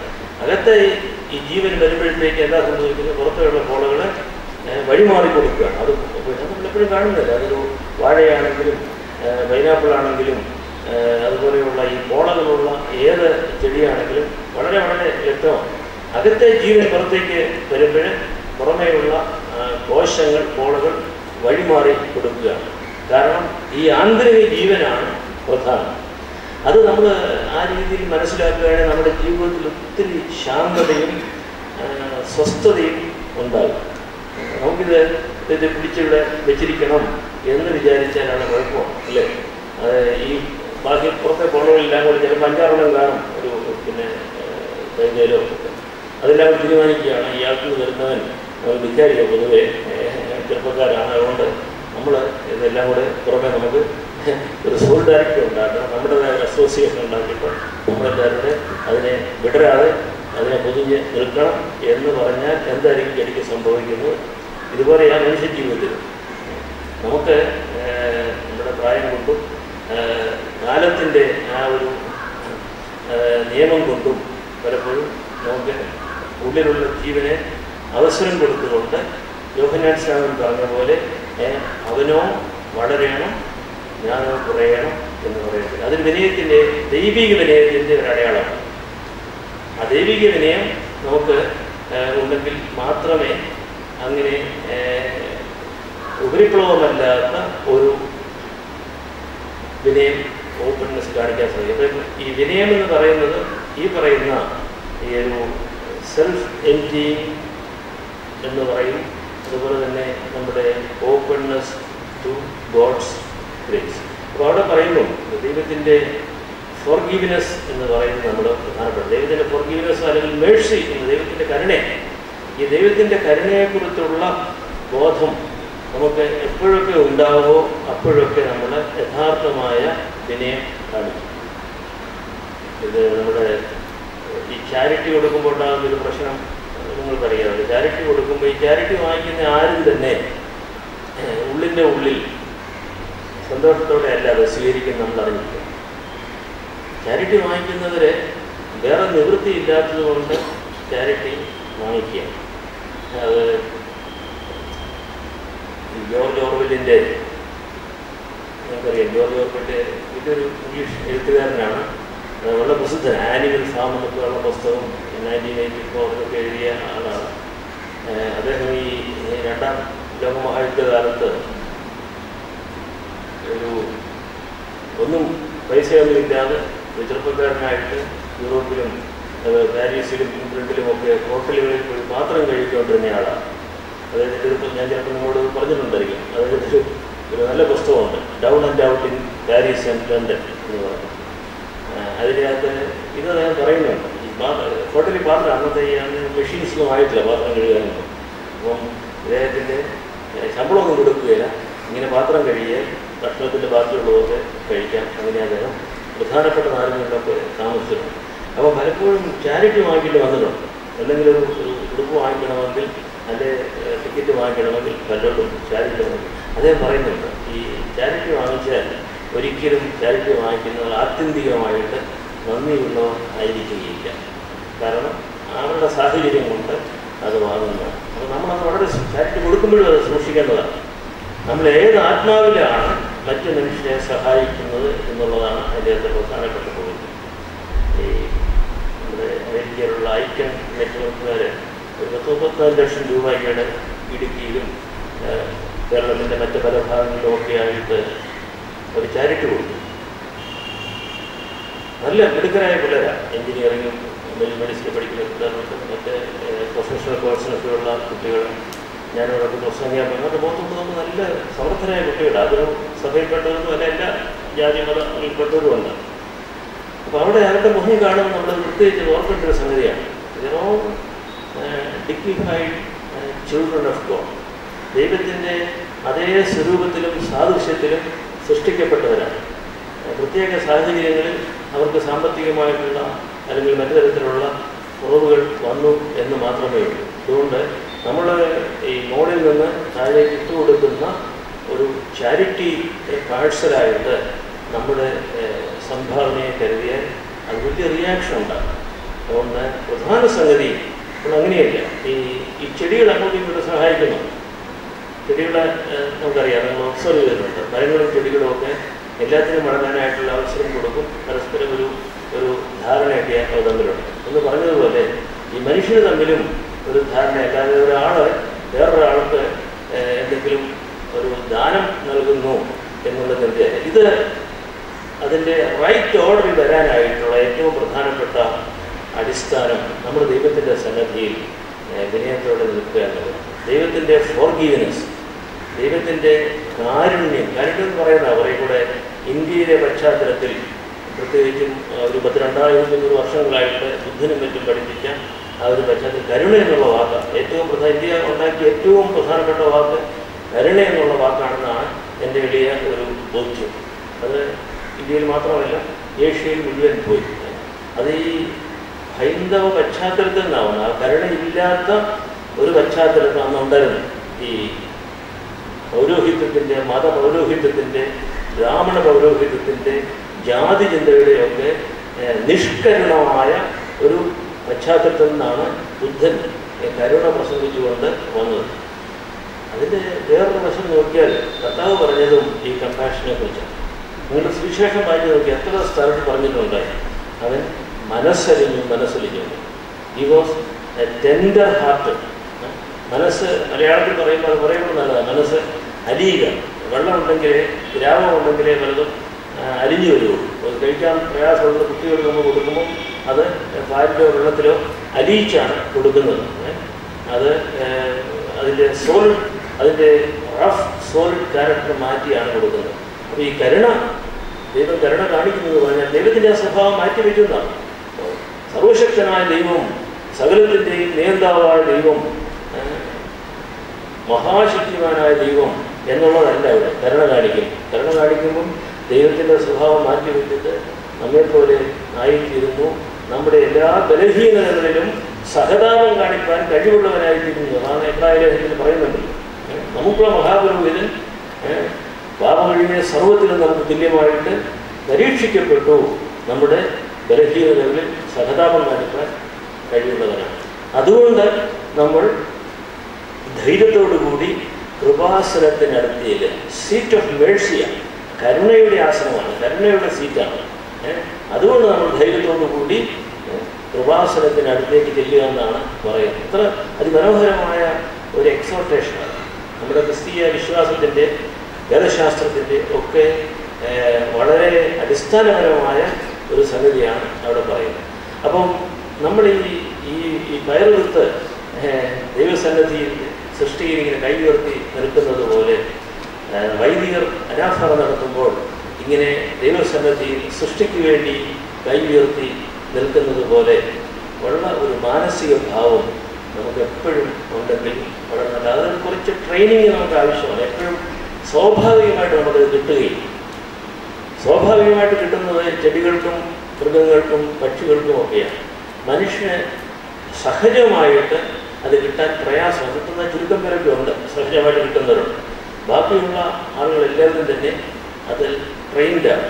എല്ലാത്തിനും ട്രെയിനിങ് കിട്ടുന്നത് പോലെ ഇതിനും ട്രെയിനിങ് ആവശ്യം. നമ്മൾ എല്ലാ ട്രെയിനിങ് നമ്മൾ ഭക്ഷണം കഴിക്കാൻ പഠിക്കുന്നത് നമ്മുടെ പ്രായമുള്ള വീട്ടിലുള്ള ആളുകൾ നമ്മളെ പഠിപ്പിക്കുന്നതാണ്. ഏത് വലത്ത് കൈകൊണ്ടാണോ ഇടത്ത് കൈകൊണ്ടാണോ, രണ്ടും കൂടി ഒരുമിച്ചാണോ, വിരൽ ഇവിടം വരെ മുക്കിയാണോ, അത് വിരലിൻ്റെ ഇവിടം വരെ മുക്കിയാണോ, ഇതൊക്കെ നമ്മൾ ക്രമേണ കിട്ടുന്ന ട്രെയിനിങ്ങാണ് അല്ലേ. പിന്നെ ആ സംസ്കാരത്തിൻ്റെ ഭാഗമായിട്ട് നമ്മൾ എടുക്കുന്നത്. അപ്പം വസ്ത്രം ധരിക്കുന്നത് നമ്മൾ ആരെങ്കിലും തുണി കൊടുക്കുമോ? ഈ ട്രെയിനിങ് ഇല്ലായിരുന്നെങ്കിൽ നമ്മൾ ആരെങ്കിലും വേഷം ധരിക്കുകയാണ് അല്ലേ. കാറ്റ് വരുമ്പോൾ പല മരത്തിൻ്റെ പൊട്ടിലും കയറി നമ്മൾ കാറ്റടിക്കാതെ നിൽക്കും അല്ലേ. അതിൻ്റെ വല്ല പിന്നെ വാഴയിലെല്ലാം കൂടെ തണുപ്പുണ്ടെങ്കിൽ വാഴയിലെല്ലാം കൂടെ ചുറ്റിക്കിട്ട് നമ്മൾ കിട്ടും. അത് മാറി കഴിഞ്ഞിട്ട് അത് ചിന്തിച്ച് മനുഷ്യരെല്ലാം കൂടെ അങ്ങനെ പോകുന്നൊരു സംഭവം. അങ്ങനെയാണ് പ്രാകൃത മനുഷ്യൻ, അങ്ങനെയാണ് ഇപ്പോഴും കുറേ സ്ഥലങ്ങളിലൊക്കെ എങ്കിലും ജീവിക്കുന്നത്. അപ്പം ട്രെയിനിങ്ങിൻ്റെ ഭാഗമായിട്ടാണ് ഈ പറയുന്ന കാര്യങ്ങളെല്ലാം നമുക്ക് കിട്ടുന്നെങ്കിൽ ആധ്യാത്മിക തലത്തിലും അത് ശരിയാണെന്നാണ് നമുക്ക് പഠിക്കാനുള്ളത്. We need training in the spiritual life. അതുകൊണ്ടാണ് ഇതെല്ലാം ഉണ്ടാക്കുന്നത്. ഈ ആധ്യാത്മിക ഗുരുക്കന്മാരും ആധ്യാത്മിക പിതാക്കന്മാരും അതുപോലെ മാതാപിതാക്കളും സൺഡേ സ്കൂളും എല്ലാം നമ്മൾ ട്രെയിനിങ് കൊടുക്കാൻ വേണ്ടിയാണ്. ഇത് നമ്മുടെ ഒരളവ് കഴിയുമ്പം നമുക്ക് ഈ ട്രെയിനിങ് അപ്പുറത്ത് പോകും. നമ്മളിപ്പോൾ ഇപ്പോൾ അങ്ങനെയാണ്. നമ്മൾ ഈ ട്രെയിനിങ്ങിൻ്റെ അപ്പുറത്ത് പോയാൽ സെമിനാരിലെ കഴിയുന്നവരുടെ പിന്നെ ആരെങ്കിലും അതൊക്കെ വീണ്ടും എടുത്ത് നോക്കും. ചുരുക്കം കാണുമായിരിക്കും, ഞാൻ പറയുന്നില്ല, എല്ലാവരും അങ്ങനെയാണെന്ന് പറയുന്നത്. ഇങ്ങനെ സെമിനാരിലെ ഒരു പ്രത്യേക ഒരു ഫ്രെയിമാണ് അല്ലേ. നമ്മളൊരു പിന്നെ അവസാനം നോയമ്പൊക്കെ തോന്നുന്നതിന് പിന്നെ കൗണ്ട് ഡൗൺ തുടങ്ങും അല്ലേ. താഴേക്ക് ഇത്ര ദിവസം ഒന്ന് എണ്ണി കഴിയും. ആ ദിവസം കഴിയുമ്പം നമ്മളതിൽ നിന്ന് ആ കൂട് പൊട്ടിച്ച് നമ്മളങ്ങ് പോവുകയാണ്. പിന്നെ അത്തരം കൂടിലേക്ക് പോകാനായിട്ട് നമുക്ക് പൊതുവെ വലിയ പ്രയാസമാണ്.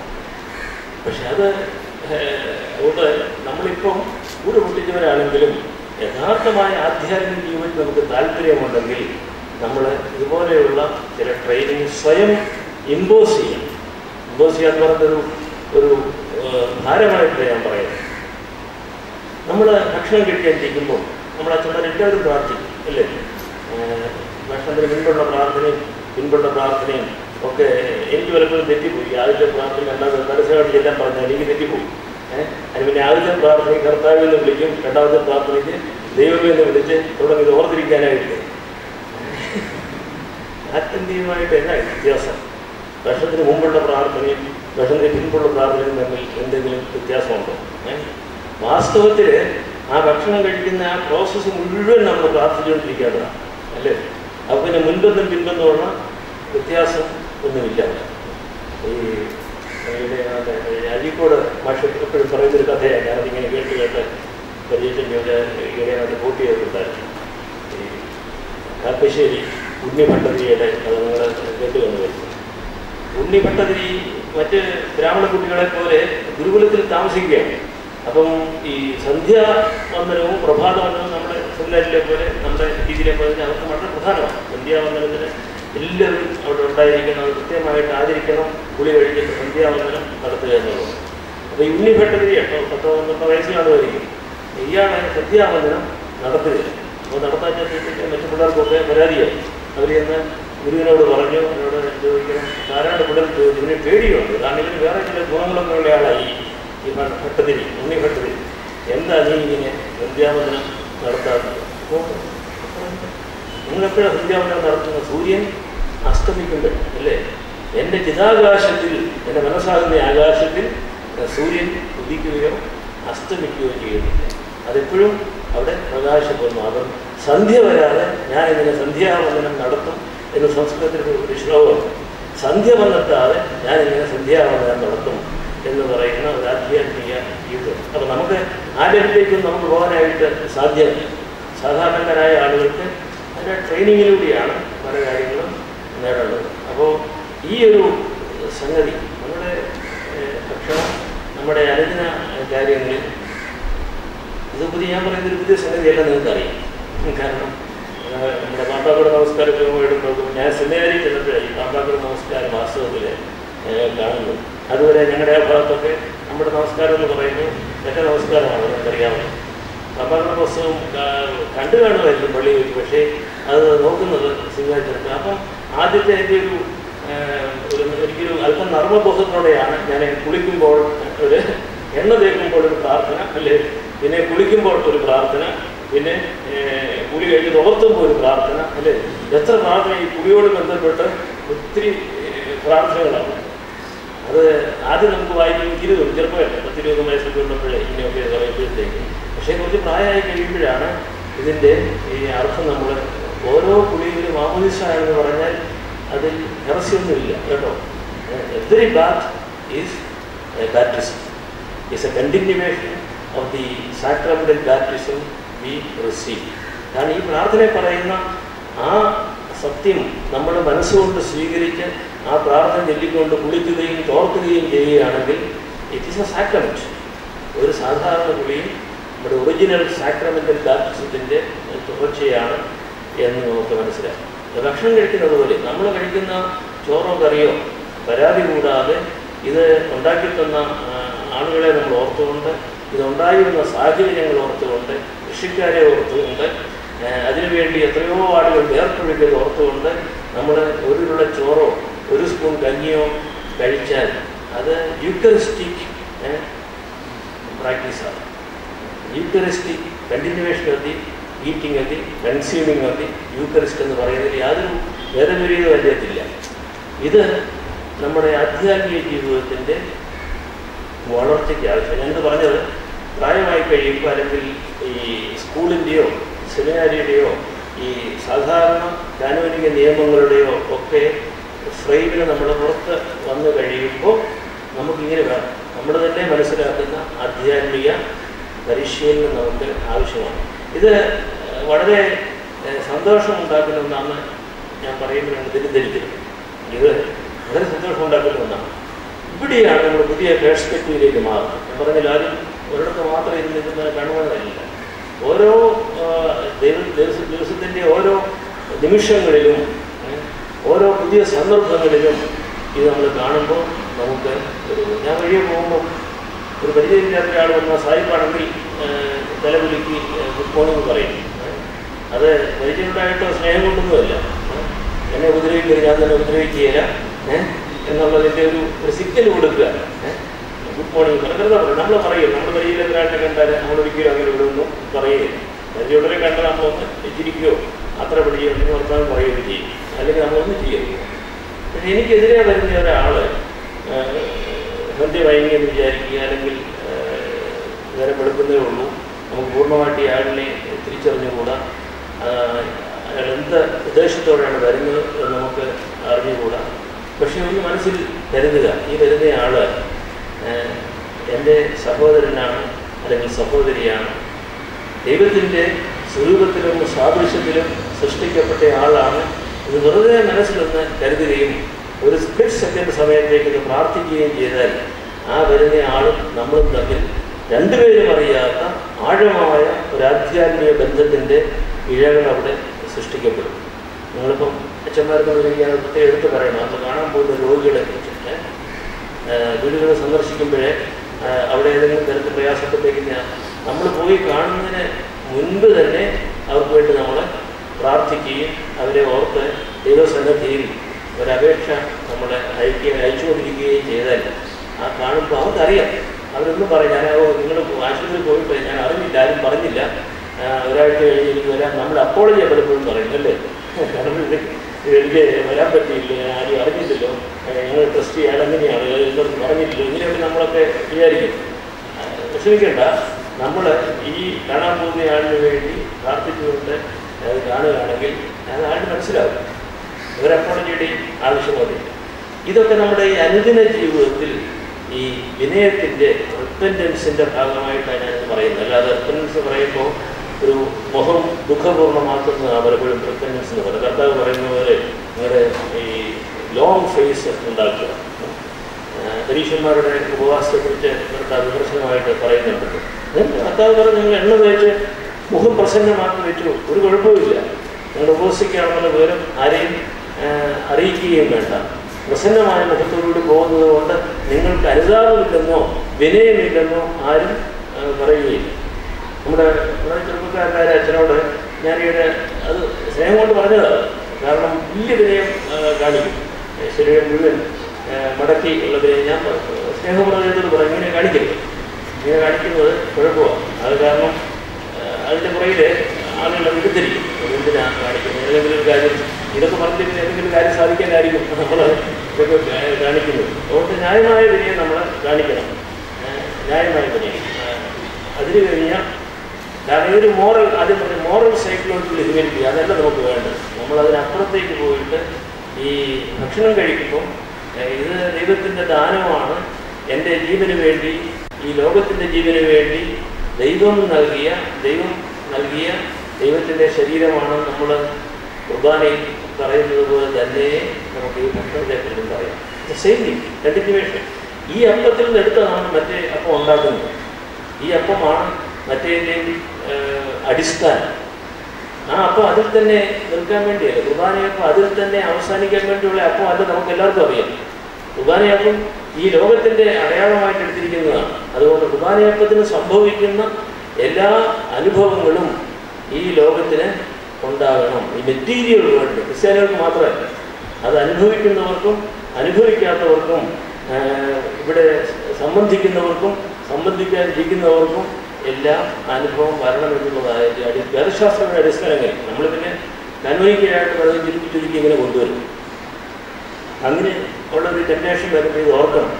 ഈ അപ്പം കർത്താവായ യേശുക്രിസ്തുവിൻ്റെ ശരീരമായി തീരുന്ന നമ്മൾ സമർപ്പിക്കുന്ന അപ്പത്തിനുണ്ടാകുന്ന അനുഭവം ദൈവത്തിൻ്റെ സൃഷ്ടിക്ക് മുഴുവൻ ഉണ്ടാകാനുള്ള അനുഭവമാണ് എന്നുള്ള ഒരു ലാർജർ ക്യാൻവാസിൽ വലിയ പ്രതീക്ഷയോടുകൂടിയാണ് നമ്മളത് സമർപ്പിക്കേണ്ടത്. ഇതും ഹ്യൂമിനിറ്റിയുടെ, ദൈവികമായ താഴ്മയുടെ അടിസ്ഥാനമാണ്.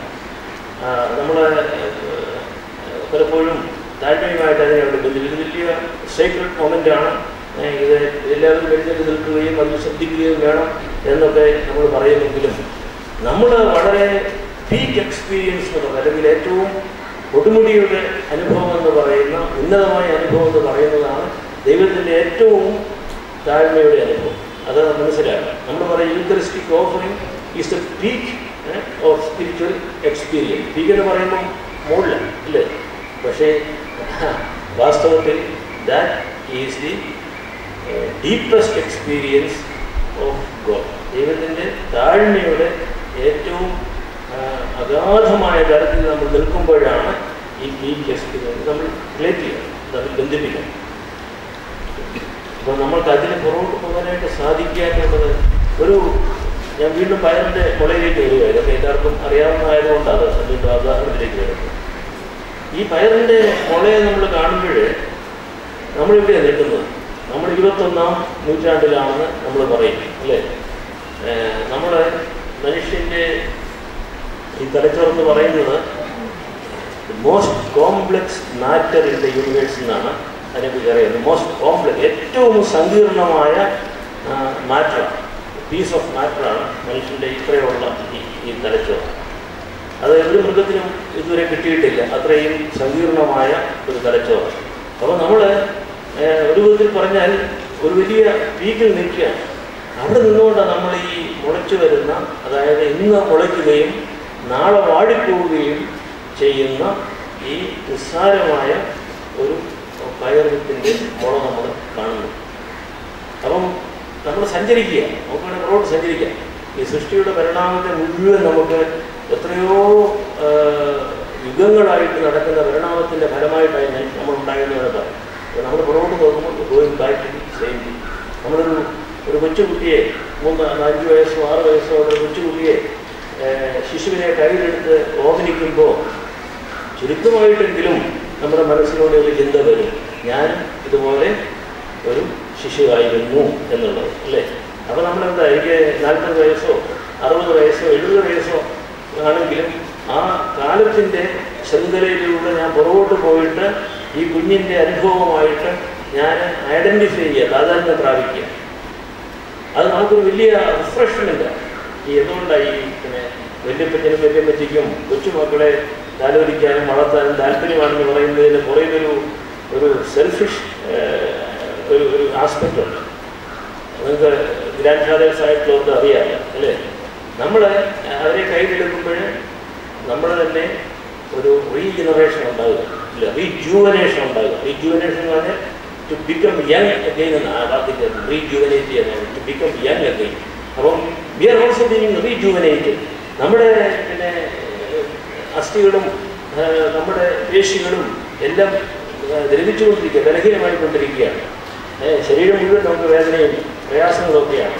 പക്ഷേ when you touch this budding life, മുളപൊട്ടി വരുന്ന ജീവനെ നമ്മൾ തൊടുമ്പോൾ നമുക്ക് റിജുവനേഷൻ ഉണ്ടാകും. അത് നമുക്ക് അനുഭവപ്പെടുന്നു, ഒരു റിയൽ എക്സ്പീരിയൻസാണ്. അത് നമുക്ക് ഒരു കൊച്ചുകുട്ടിയെ മാത്രമല്ല, എല്ലാത്തിനും ഈ കാണുന്ന എല്ലാ മുളയും നമുക്ക് തൊടണം കേട്ടോ. എല്ലാ മുളയും തൊടണം. അത് അങ്ങനെ ഒരു പരിശീലനം നമ്മൾ തന്നെ ഉണ്ടാക്കിയെടുക്കണം. അതൊരു ഏതെങ്കിലും ചെടി മതി, അല്ലാതെ നമുക്ക് ഫലമുണ്ടാക്കുന്ന പ്രയോജനകരമായ ചെടി എല്ലാം പ്രയോജനകരമാണ്. എല്ലാം ഔഷധ ചെടികളും അത് അറിഞ്ഞിരിക്കാം കേട്ടോ. എല്ലാം ഔഷധ ചെടികളുമാണ്. ദൈവത്തിൻ്റെ സൃഷ്ടിയിലെ എല്ലാ സസ്യങ്ങൾക്കും ഏതെങ്കിലും തരത്തിലുള്ള ഹീലിംഗ് പവർ ഉണ്ടെന്നുള്ളത് ഈ ആയുർവേദത്തിൽ നല്ല ആഴമായ അറിവുള്ള ആളുകൾ എപ്പോഴും പറയുക. Every plant is A medicinal plant. അത് നമുക്ക് ദോഷമുണ്ടാക്കുമെന്ന് വിചാരിക്കുന്ന സംഗതിയും വേറൊരളവിൽ വേറെ ഏതെങ്കിലും ഒരു സമയത്ത് അത് പ്രയോജനപ്പെടുന്നത്. അതുകൊണ്ട് touch God's creation, pray over God's creation, bless God's creation. നമ്മൾ അപ്പം എടുത്ത് ബാറേക്കാദേശ് പറയുന്നുണ്ട്, അല്ലേ? കർത്താവ് അപ്പം എടുത്ത് വാഴ്ത്തി ശുദ്ധീകരിച്ച് മുറിച്ചു എന്ന് പറയുന്നത് ഒരിക്കലും അവിടെ അവസാനിപ്പിക്കുന്നു. നമ്മുടെ ഈ പ്രീസ്റ്റ് ക്രാഫ്റ്റിൻ്റെ, പ്രീസ്റ്റ് ക്രാഫ്റ്റിൻ്റെ മോശമായ അർബാക്കാന്ന് നമുക്കറിയാം. നമ്മുടെ ഈ പൗരോഹിത്യ വ്യവസ്ഥയുടെ ഏറ്റവും വലിയ അപകടം ഇതാണ്. നമ്മൾ ഏറ്റവും പരിശുദ്ധമായ വാക്കുകൾ ഉച്ചരിക്കുമ്പോൾ അതിനെ ഒരു ചെറിയ വൃത്തത്തിൽ നമ്മുടെ കയ്യിലിരിക്കുന്ന ഒരപ്പത്തിൽ നമ്മൾ ഒതുക്കാൻ ശ്രമിക്കുന്നു എന്നുള്ളതാണ്. That's A most dangerous part of the priest craft.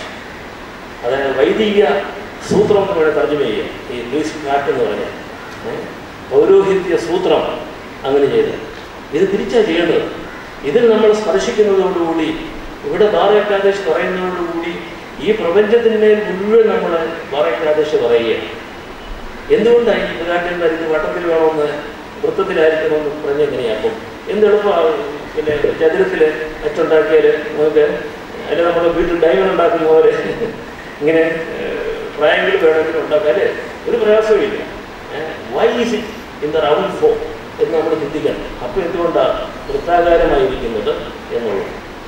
കാരണം നിങ്ങൾ എവിടെയെങ്കിലും ഉയർന്ന സ്ഥലത്ത് കയറി നോക്കി ചുറ്റുപാടും നോക്കുമ്പോഴത്തേക്ക് നിങ്ങൾ ഉയരും തോറും ഈ വലിയ കുന്നുകളും താഴ്വരകളും സമുദ്രങ്ങളും എല്ലാം കൂടെ തമ്മിൽ ചേർന്നിട്ട് അത് വൃത്താകാരം, അല്ലേ? നമ്മൾ മുകളിലൂടെ നോക്കുന്നതോറും ചുറ്റുമായി ചക്രവാളം വൃത്താകാരമാണ്, അല്ലേ? പിന്നെ കുറേ കൂടെ അങ്ങോട്ട് പോകുമ്പോഴത്തേക്ക് എല്ലാ ആകാശ ഗോളങ്ങളാണ്, അല്ലേ? അത് സൂര്യനും ചന്ദ്രനും നക്ഷത്രങ്ങളും എന്നും പറഞ്ഞ് നമ്മൾ പറയുന്ന സംഗതികളെല്ലാം ഗോളാകൃതിയിലാണ്. ദൈവത്തിന് വേണ്ടി അതിനെ വേറൊരു രീതിയിലാക്കാമായിരുന്നു ആ ഗോളാകൃതി. അപ്പം when you take the round form of the bread, you are symbolizing the whole creation. അതുകൊണ്ട് ഇതിനെ നമ്മൾ വാഴ്ത്തുന്നത് ദൈവത്തിൻ്റെ സകല സൃഷ്ടിയെയും ആണ് എന്നുള്ള യഥാർത്ഥമായൊരു ബോധം നമുക്ക് ഉണ്ടാകുമ്പോൾ അത് നമുക്ക് നൽകുന്നതായ ഒരു ഹ്യൂമിലിറ്റിയാണ്. അത് നമുക്ക് നൽകുന്നതായ ഒരു ഓപ്പൺനെസ് ഉണ്ട്, അത് നമുക്ക് നൽകുന്നതായ ഒരു പുതിയ പെർസ്പെക്റ്റീവ്, അത് നമുക്ക് നൽകുന്നതായ റീജുവനേഷൻ. ഇത് റിപ്പൻറ്റൻസിൻ്റെ, മാനസാന്തരത്തിൻ്റെ അടിസ്ഥാനം. ഞാൻ ദീർഘമായിട്ട് ഇതിനെക്കുറിച്ച് സംസാരിക്കുന്നില്ല. കാരണം നമ്മുടെ അന്തരീക്ഷം എന്ന് പറയുന്നത് വളരെ ചൂടും ഒക്കെയുള്ള അന്തരീക്ഷമാണ്.